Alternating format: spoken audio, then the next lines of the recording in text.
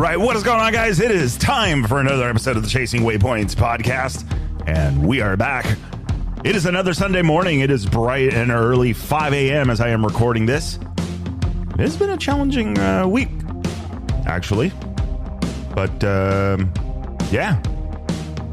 Anyway, here we are with another episode of the Chasing Waypoints podcast, and today we are going to be doing some more rally updates, and then, of course, as they say, the granddaddy of them all, the Baja 1000 coming up and coming in hot. A lot of the teams making their way down the peninsula. This has actually been kind of an interesting one, considering that it's running backwards. So we'll talk a little bit about that in today's show. Talk about some of the future guests who we've got planned lined up. Some of the ones we haven't been able to make happen yet because of the Baja 1000. And we'll talk Friday adventures. So anyway, how's everybody doing? How's everybody been riding? You guys out doing some road books? Southern California, woke up this morning, let the dog out, and it's a little chilly. It's time to get that cold weather riding gear out for California. As everybody that listens to this show from parts where it actually snows and where it's actually cold is laughing. California boys. Well, I mean, it's the truth. I mean, if it dips into anything with a 4 in front of it here in San Diego, California, or the West Coast for that matter, I don't know about Seattle and Washington, but at least here in Southern California, if it dips into the 40s, it is absolutely freezing. This is insane. We pay way too much to live here. The taxes here are way too high. We should not have to experience this kind of temperatures. This is ridiculous. Absolutely ridiculous. I'm writing a letter to the Homeowners Association. I think that'll solve it. Complain. Anyway, all right, let's get the party started. Turn this down. Wait, the other way around. It was actually kind of cool. I was talking to Lizzie and Jeff on my way to Vegas this Friday, and they said it's the party. I'm going to turn the party down a little bit.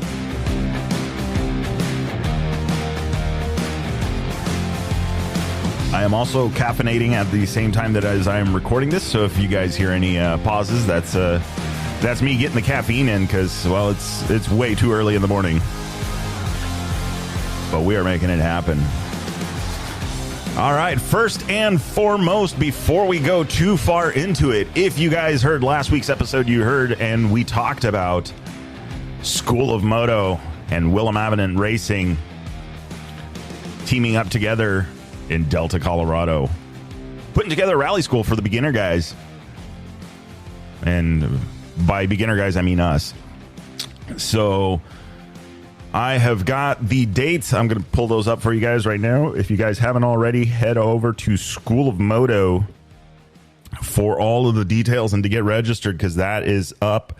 And I am hearing that there are already people making plans, headed out, making it happen. So I would be on it.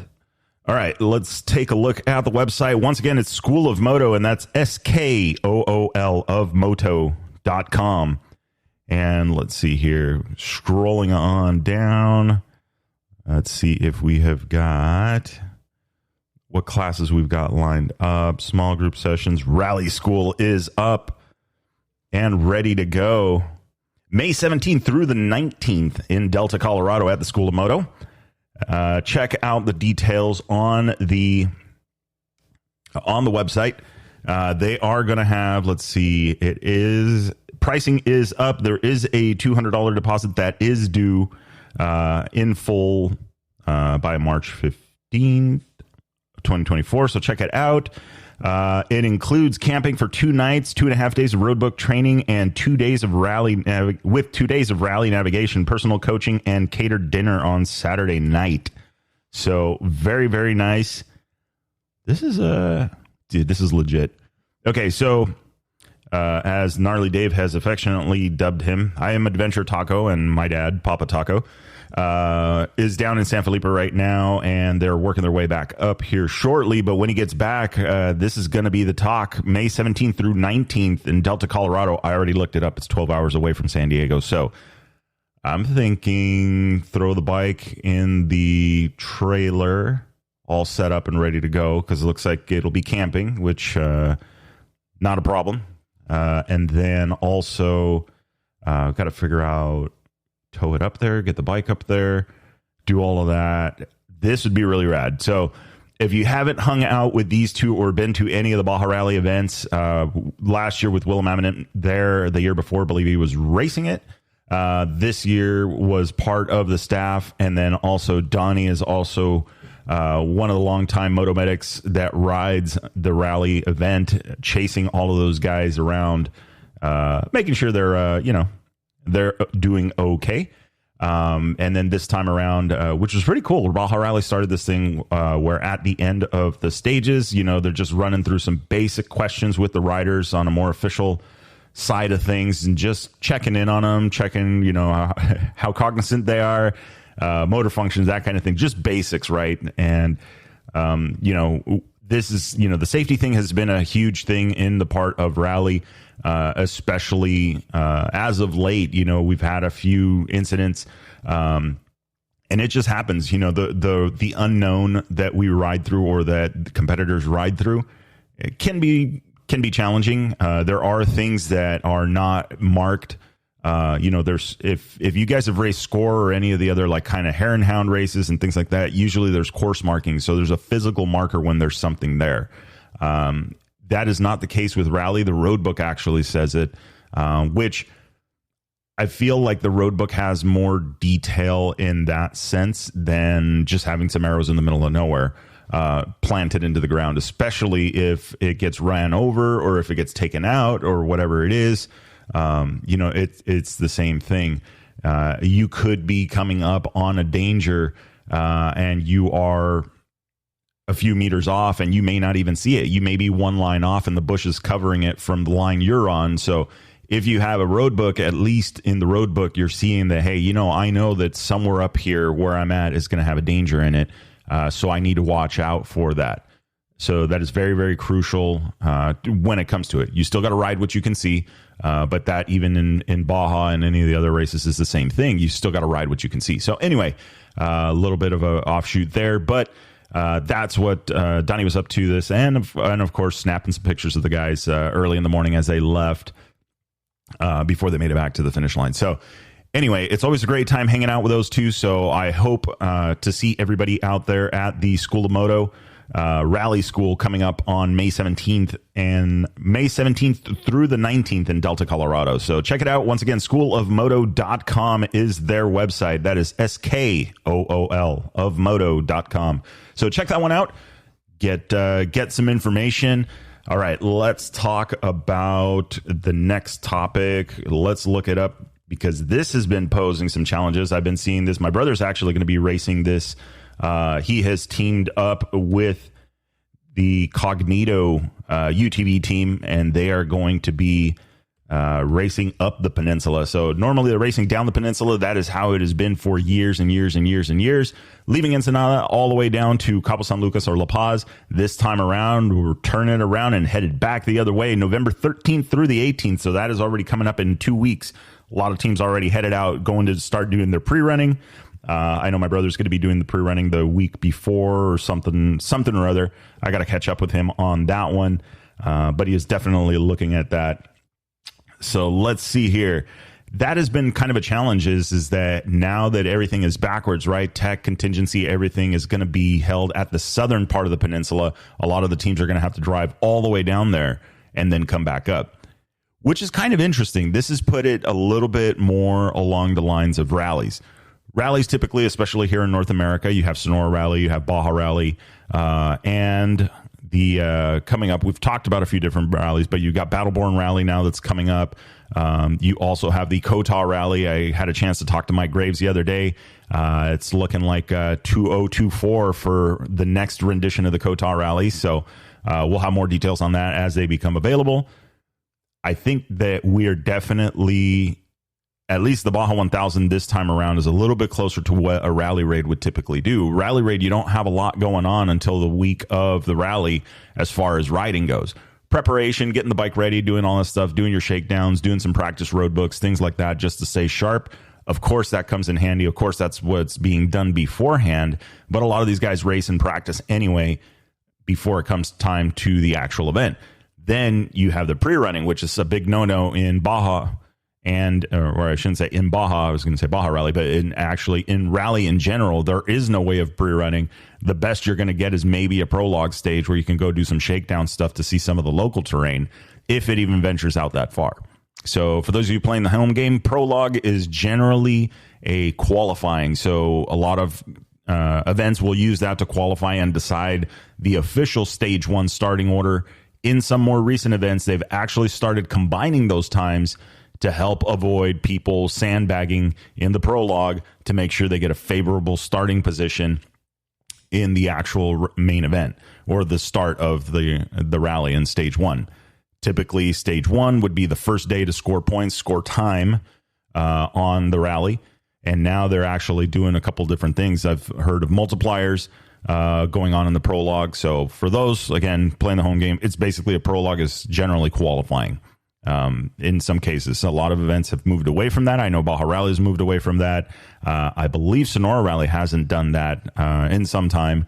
I'd have to go back and check the facts on that one. We are still waiting to hear from Darren and the team over at Sonora Rally to find out a little bit more about the dates coming up. I know it has been a challenging season, especially after the last W2RC round that was there. There was a absolute lot of work.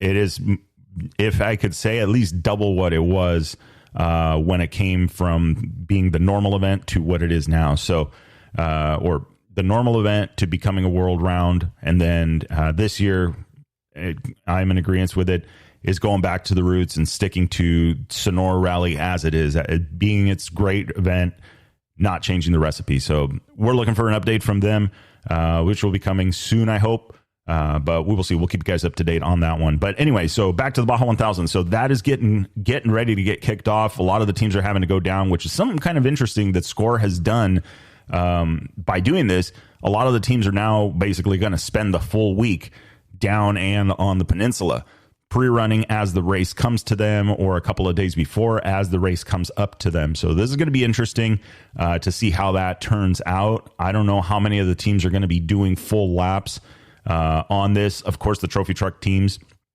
are going to be doing stuff like that because, well, for them, not only is it dangerous with the speeds that they have to carry and the competitiveness of it, it's just the fact that it is a very heavy vehicle and they are doing speeds that are generally not approved of anywhere in the world over the terrain that they see. So when you measure travel in feet or have the ability to measure in feet, you know, it's like when you have a kid. Now I'm venturing into uncharted territory. I don't have kids, but we know, right? Parents, people usually go, oh, how old is your kid? Oh, he is exactly 20 months old. Can you believe it? Oh, you mean he's almost 2 years old? Yeah. So that's the reference I'm using. A lot of people. So for the trophy trucks to be able to legitly measure their wheel travel, the amount of travel that the wheel will actually move up and down at 3 feet is absolutely crazy, if not more now. And now imagine this. That is with a 39-inch tall tire, if that's even what they're still running, because I heard rumors that they were going into the 40s. So I don't know. That is absolutely crazy to be able to legitly measure your wheel travel in feet rather than, I remember from the 1600 days. How much rear wheel travel do you have? Oh, you 17 and a half, and that's max in the CV angle, 17 and a half. Okay, well, that's, oh, you mean like a little over a foot and a half, maybe, or close to a foot and a half? It doesn't sound as impressive as 18 inches. So yeah. Anyway, that is what's going on over there. Baja 1000 getting ready to get started. All of those guys have been coming up. I did see a post from Mark Samuels on the Honda, which I had a message. I sent a message over to one of the Honda team members. Are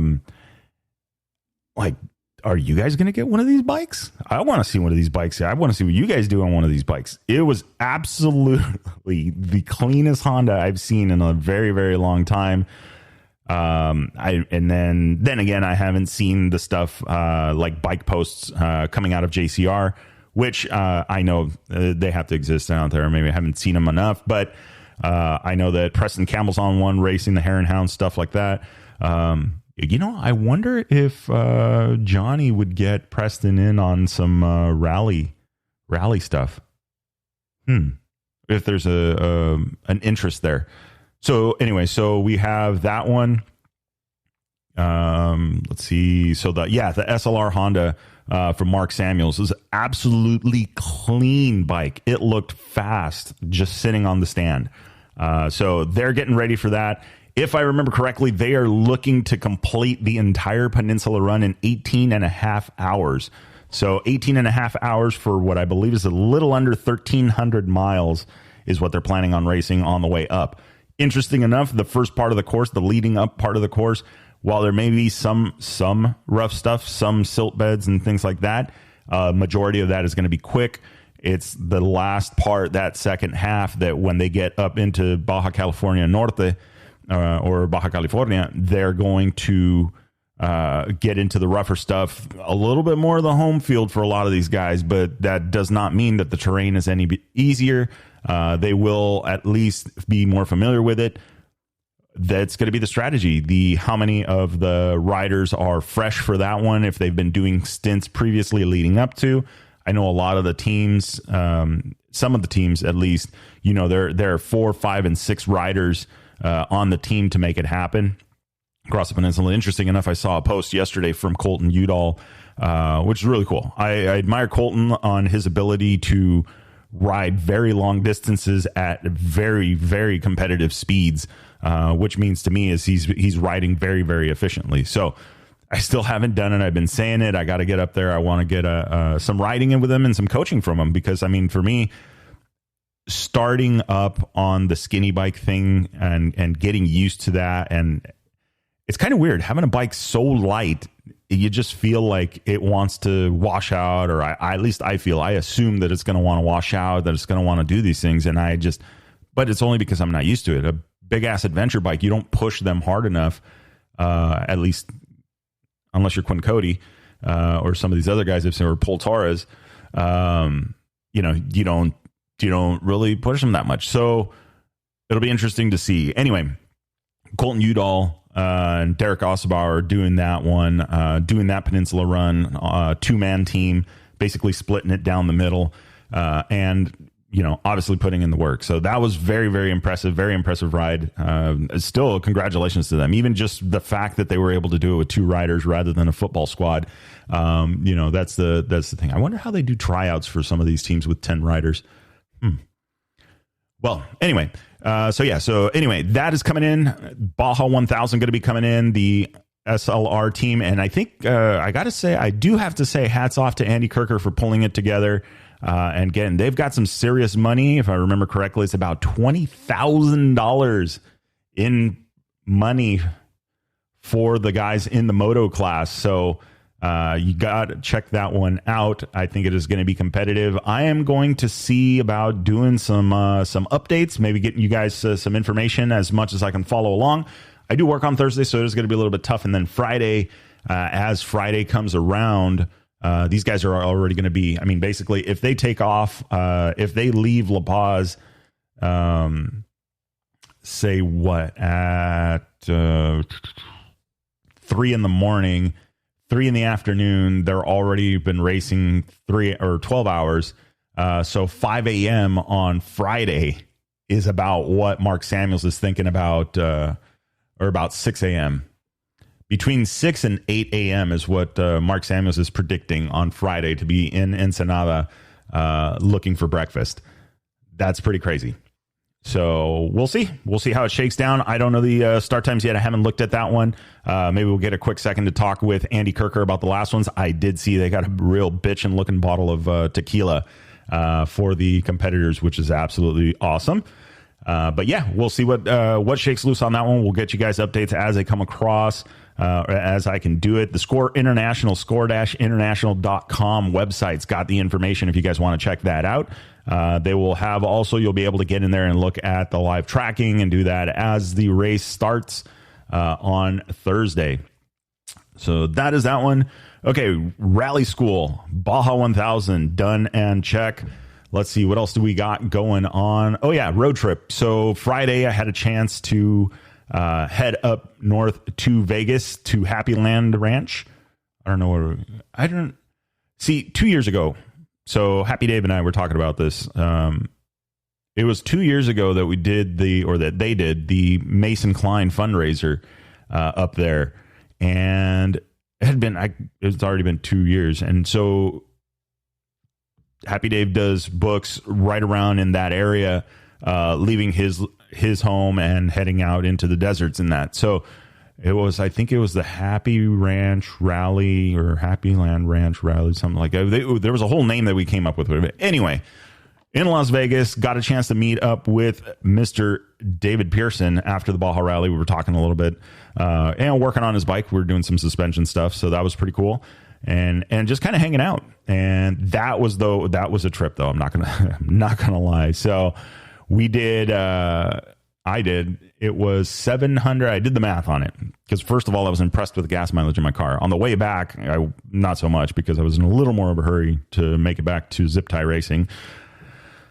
But I definitely gotta say 755 miles on one tank. I was impressed. I was like, wow, okay, I'm okay with this. Actually, it might have been a little bit more because I showed up here smelling of diesel. And then somehow with that same smell of diesel, I was able to make it back to the gas station, which is about 6 miles from my house. So that wasn't bad. But anyway, yeah, so same day, up and back, 700 plus miles. But it was really good. I had a great time. We're up there hanging out, trying to figure out, get the bike set up, getting clean, torquing stuff down, doing that. So that was good. Got to lay eyes on the new toy hauler or van conversion for Mr. Pearson. That thing looking rad. Very, very thought up. I'll try and get some more info from the guys that did it. Cause that was really solid. Future me says, that would be rad to have a van like that instead of have, a trailer that I got to tow. But then I think about, we're in California, which means everything's got to be insured. And then, it's extremely high insurance prices. And then, you picked the gray one with tires on it. Oh yeah, that's definitely double the insurance. California problems. I keep saying this, but maybe I need to move to some other state. I don't know. I don't even know if it's that better. I guess it's like real estate. If you really, really, really want to make some money, you got to buy a house in the less desirable part of town, knowing that is going to become the desirable part of town within the next few years. So then that way you get a really good deal on it. Everybody looks at you like you're crazy when you're trying to buy it. But then a few years later, they're going, man, I wish I would have bought it back when it was like this. Yeah. Ta-da. Anyway, so we were able to do that and then headed back down. I was trying to make it back. So I am going to venture into the land of mooses. I've been able to, with the help of Gnarly Dave, was able to score a few mooses. And excuse me. Hydration break.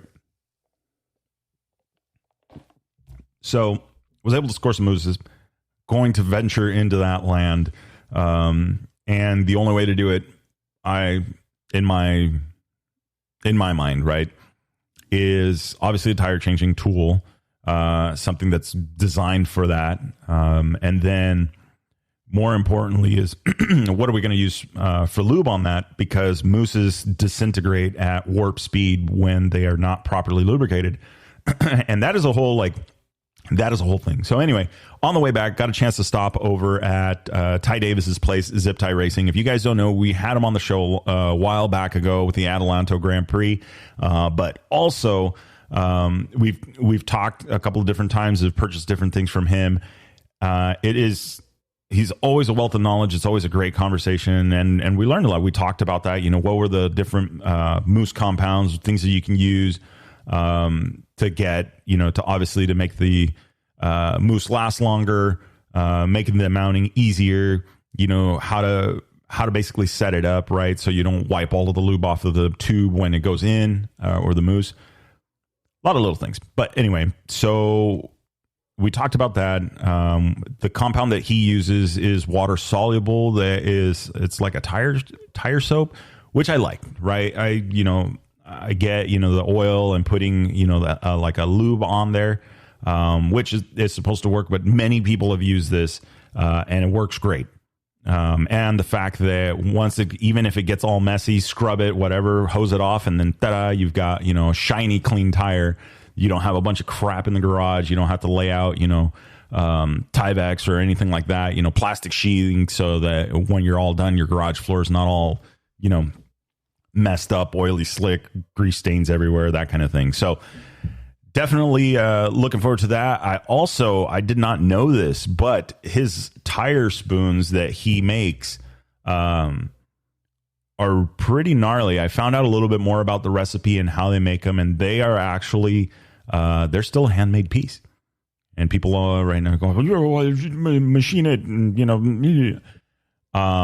no. It's actually really, really cool that Ty, they still make these. I believe his dad is involved with the making of these things.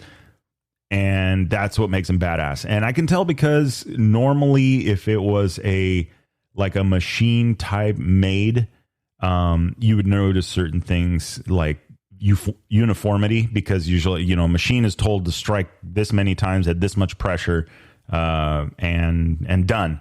And so, or the stamping or whatever it is, you want to get it done in one movement. Well, if you go through these tools and you feel them, you can tell that there are areas where they're not quote unquote even, where there's a little bit of a bump or something that you can feel that you wouldn't feel normally. So these things are hand built. And that's what makes them badass, because they are forged. However their process is, they don't bend. And they're gnarly, like a badass aluminum handle. They're a little bit longer, so it's easier to get leverage on it, which is not, I repeat, a crutch for poor form. You need to know how to do this, or you're going to be bending wheels, marring wheels, doing that kind of stuff. So I don't know how to do it. I'm just saying that's what you need to know, and I'm looking forward to learning it. And again, venturing into the land of mooses. So we'll see there. But anyway, yeah, so it was great talking to him, finding out about the tools and all that, the things that he, what goes into what we think is just basically a metal stick with an aluminum handle. And then talking about the lube for the mooses and getting those set up properly. There's, it's awesome. It's always a great conversation talking with him. And not only that, the amount of help and assistance that he gives to people that are within there, that they've got a following, that he goes out, he goes to the races, he still races, he still does his thing, his kid's doing it, so still very active out there. But not only that, is able to share knowledge, help people set up, help people be competitive, and that was really, really awesome. So I enjoyed talking to him, working with him, and just finding out a little bit more. I mean, I did the tire spoons, did his tire lube that he uses, or the moose lube that he uses, got some of that. And then also that was really cool, a very well-known part from him is the shark fin for the back of the bikes. This is the part that goes down and helps protect the rear disc. Again, I don't ride at like an enduro level where a lot of rocks and stuff like that come flying, but I err on the side of better safe than sorry. So that is most definitely a better safe than sorry purchase. And obviously it's, okay, it looks cool sitting there. Whatever. So that is the plan. So I don't know what else we got. We got that one, made it back in record time. I mean, it was the traffic was very, very interesting coming back. It was like a parking lot, but it was really cool. I got to do some back roads, find a new way of getting down into the 15 and avoiding a lot of the traffic, which was kind of awesome, especially because it was really, really bad. And of course, it was Friday night. So what do you expect? I was thinking everybody's headed to Vegas, right? Hey, Friday night, let's go to Vegas. And no, everybody apparently was on their way back to San Diego or variations thereof. So I spoke with Gnarly Dave just before I got into the area, a couple hours before, and he was saying it was bad. And when I got there, it was not any better. So thankfully, I was able to stop off, had some stuff to do, and then swing back around the other end. So that was good. Made it home, got everything done. Suspension has been swapped out. 790 is in its final iteration of as it's going to be sold, trying to get that bike going because I want another bike. I do want another bike. I would like to get something for Papa Taco to be able to ride as well, so we could go do some basics, just cruise around, and but not sure. I mean, part of me, I sometimes I don't like the internet. I really sometimes don't. I saw a KTM 690 Enduro headlight mask, rally light setup. I'm pretty sure they stretched the travel on it because it looked a little taller than normal. And I'm just like, oh, God, that looks good. I wonder if he would ride the 500 and I could get a 701 and do the same. It just looked spicy. That bike just looks so good. And then it reminded me of the Rottweiler guys. Rottweiler Performance, they were building a Baja 690. So I don't know. I'm going to check in with Chris and see where that project is and how that's going. I know that they've been doing a lot of stuff. They've been super busy. So not definitely. And interesting enough, the world we live in, I go to list the bike, and of course I got Rottweiler goodies on there, right? The intake, the master cylinder guard, the trans saver, the triple clamps, which is jewelry, tapered bearing setup, all of that. Then I think that bike is built solid. I think I've got a really solid build on it, even in its watered down form. I think it's still a solid build, but as I'm going through that, I put, Rottweiler Performance and all that stuff. I listed on Facebook Marketplace, and next thing I know, I've got a warning that says, your post goes against community guidelines. Here's your wrist slap, or actually not wrist slap. They literally did not post my ad because it said Rottweiler Performance in there. Not because it said Rottweiler Performance. I think it's just simply because of the word Rottweiler. So what kind of shady crap are people doing on Facebook Marketplace that it is basically censoring the word Rottweiler on it? It literally was a warning for animal, like, I don't know, I'm going to assume it's puppy mills and all sorts of other crap. I was like, dude, chill. Let's, so I don't know. Part of me says Marketplace needs to chill a little bit and read the ads a little more. Or, society as a whole maybe needs to chill a little bit with doing this, stuff. I don't know. We'll have to figure it out.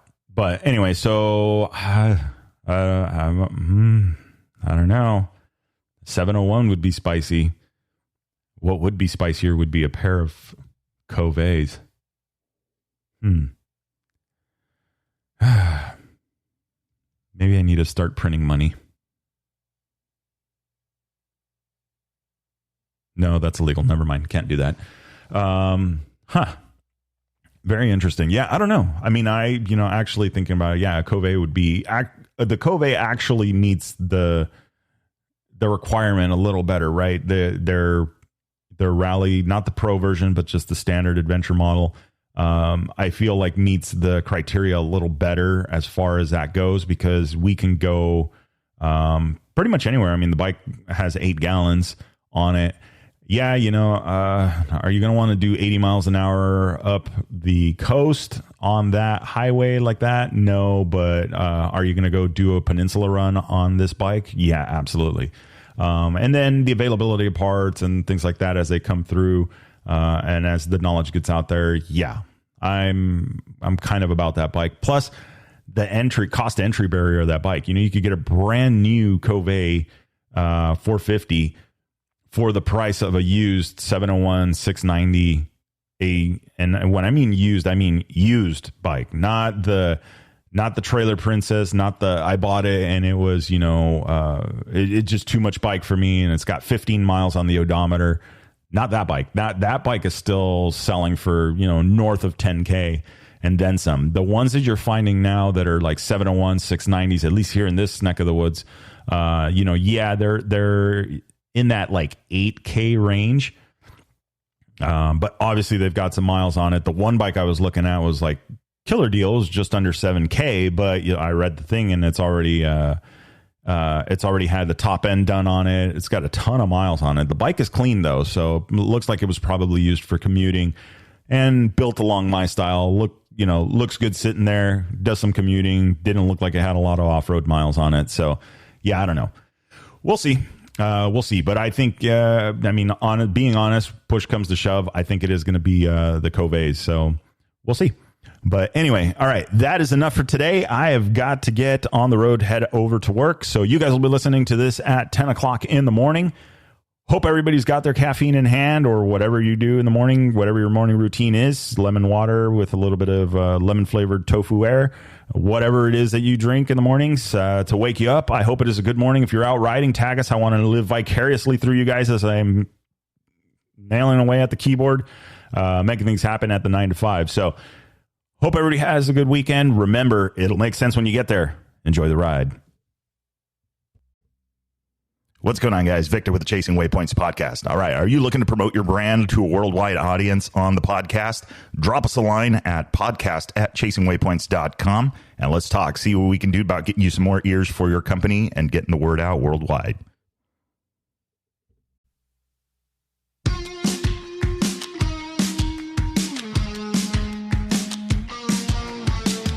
All right. That is a wrap for the Chasing Waypoints podcast. Hope you guys enjoyed the show.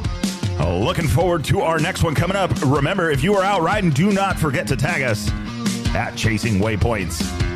Hashtag Chasing Waypoints. And if you haven't already, get on over to the website. Get signed up for the newsletter, The Bivouac.